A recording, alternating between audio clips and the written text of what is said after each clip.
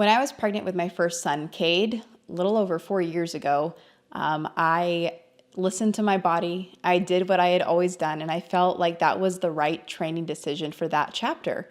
What I didn't know is that it's so much more than just listen to your body and do what you've always done. And there's specific considerations that need to be made. So now that I've gone through a pregnancy again with my second son, Chance.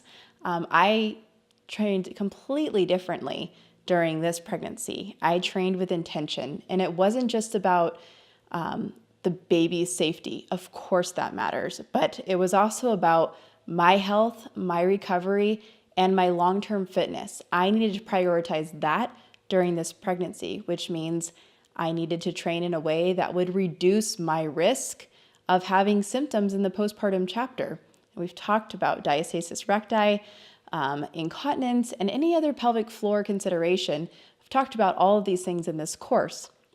So now when I think about all the training decisions I made during the second pregnancy, I feel so much more at peace with what I did because I was able to set myself up for a healthy recovery and not set myself back like I had done during my first pregnancy with Cade.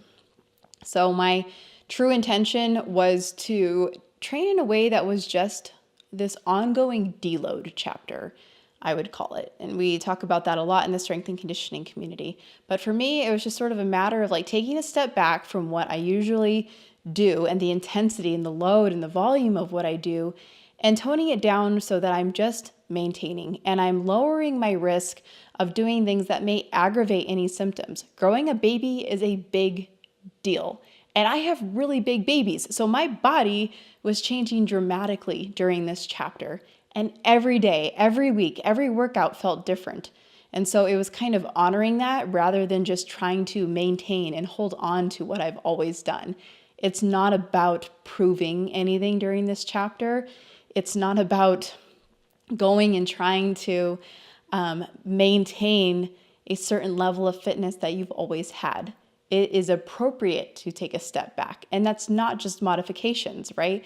It's not just being like subbing out different exercises for another. It's about changing your strategy, adapting your strategy, implementing a strategy.